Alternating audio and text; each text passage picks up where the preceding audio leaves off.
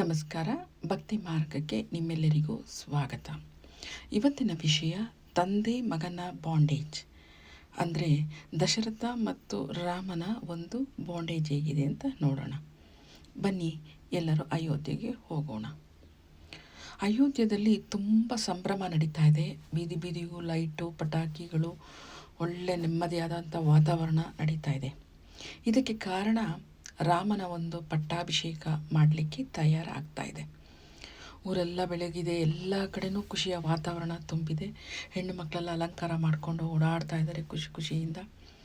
ಇದನ್ನೆಲ್ಲ ನೋಡಿದ ದಶರಥ, ನನ್ನ ರಾಮ ಈಗಿನ್ನೂ ಪುಟ್ಟ ಮಗುವಾಗಿ ಹುಟ್ಟಿದ, ಆದರೆ ಎಷ್ಟು ದೊಡ್ಡವನಾಗ್ಬಿಟ್ಟಿದ್ದಾನೆ. ಈಗ ಅವನಿಗೆ ಪಟ್ಟಾಭಿಷೇಕ ಮಾಡೋಕ್ಕೆ ರೆಡಿ ಆಗ್ತಾ ಇದ್ದೀನಿ ಅಂತ ಹೇಳಿ ತುಂಬ ಖುಷಿ ಪಡ್ತಾ ಇದ್ದಾರೆ. ಅದಕ್ಕೂ ಮುಂಚೆ ಒಬ್ಬ ತಂದೆಯ ಕರ್ತವ್ಯ ಏನಪ್ಪ ಅಂದರೆ, ಮಗನಿಗೆ ಒಂದು ಒಳ್ಳೆಯ ಉಪದೇಶ ಮಾಡಬೇಕು. ಇಷ್ಟು ದೊಡ್ಡ ರಾಜ್ಯದ ಜವಾಬ್ದಾರಿಯನ್ನು ಕೊಡ್ತಾ ಇದ್ದೀನಿ, ಅವನಿಗೆ ಹೇಳಬೇಕು, ಒಳ್ಳೆಯ ಮಾತುಗಳನ್ನು ಹೇಳಬೇಕು ಅಂತ ಅವರು ಸೇವಕರನ್ನ ಕರೆದು ರಾಮನ ಕರಿ ಅಂತ ಹೇಳಿ ಕರೆಸ್ತಾರೆ. ರಾಮ ಬರ್ತಾ ಇದ್ದಾನೆ. ದೂರದಿಂದ ದಶರಥ ನೋಡ್ತಾ ಇದ್ದಾರೆ. ಒಳ್ಳೆ ಗಾಂಭೀರ್ಯವಾದಂಥ ನಡಿಗೆ, ಒಳ್ಳೆ ಮುದ್ದಾದ ಮುಖ. ರಾಮನ ನೋಡಿದ್ರೆ ದಶರಥನಿಗೆ ಎಲ್ಲಿಲ್ಲದ ಖುಷಿ, ತುಂಬ ಸಂತೋಷ. ಆ ಎರಡು ಭುಜನ ನೋಡ್ತಾ ಇದ್ದಾರೆ, ಹೇಗೆ ನಡೀತಾ ಇದ್ದಾರೆ. ನೀವು ಸುಂದರಕಾಂಡದಲ್ಲಿ ಓದ್ಬೋದು.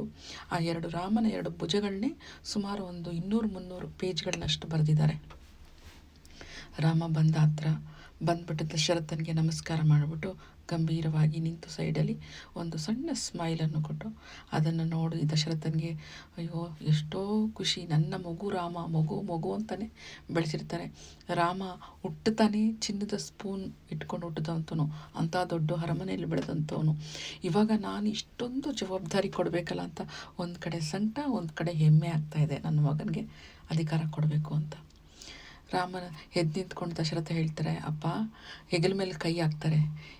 ನೀನು ಇವತ್ತಿಂದ ನನಗೆ ಸ್ನೇಹಿತ ಇದ್ದಂಗೆ, ಬೆಳೆದು ನಿಂತ ಮಕ್ಕಳು ಸ್ನೇಹಿತರು ನನಗೆ ಅಂತ ಹೆಗಲ ಮೇಲೆ ಕೈ ಹಾಕ್ಕೊಂಡು ಹೇಳ್ತಾ ಇದ್ದಾರೆ ರಾಮನಿಗೆ.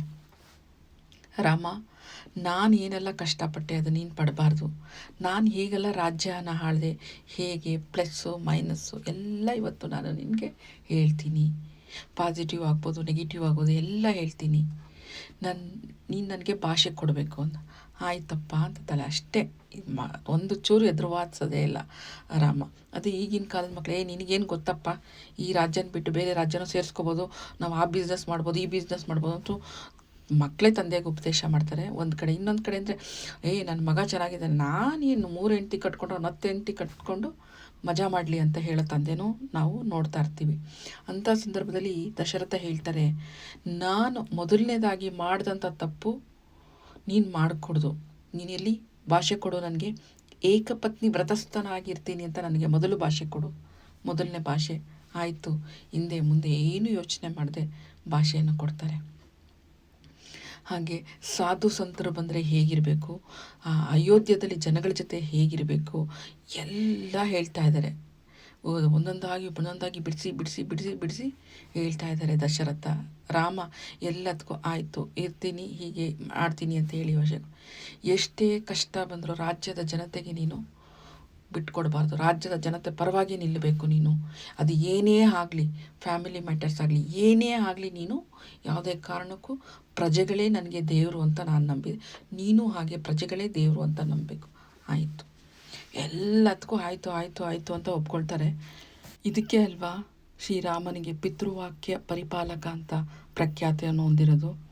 ಸೊ ಇದರಿಂದ ತಂದೆ ಮತ್ತು ಮಗನ ಬಾಂಡೇಜು, ತಂದೆ ಯಾವ ರೀತಿ ಉಪದೇಶ ಮಾಡ್ತಾರೆ, ಯಾವ ರೀತಿ ರಾಮ ಅಕ್ಸೆಪ್ಟ್ ಮಾಡ್ತಾನೆ, ಇದನ್ನೆಲ್ಲ ನಾವು ನಿತ್ಯ ನಮ್ಮ ಜೀವನದಲ್ಲಿ ನಾವು ಅಳವಡಿಸ್ಕೋಬೇಕು. ದಶರಥನ ಹಾಗೆಯೇ ತಂದೆ ಆಗಬೇಕು, ರಾಮನಂತೆಯೇ ಮಕ್ಕಳಾಗಬೇಕು. ಈ ರೀತಿಯಾಗಿ ನಾವು ನಮ್ಮ ಜೀವನದಲ್ಲಿ ಅಳವಡಿಸ್ಕೊಂಡ್ರೆ ಮತ್ತೆ ಕಲಿಯುಗದಲ್ಲಿ ರಾಮರಾಜ್ಯ ಯುಗ ಬರೋದರಲ್ಲಿ ಸಂದೇಹನೇ ಇಲ್ಲ ಅಲ್ವಾ. ಧನ್ಯವಾದಗಳು. ಮತ್ತೊಂದು ವಿಷಯದೊಂದಿಗೆ ಮತ್ತೊಮ್ಮೆ ಭೇಟಿಯಾಗ್ತೀನಿ. ನಮಸ್ಕಾರ.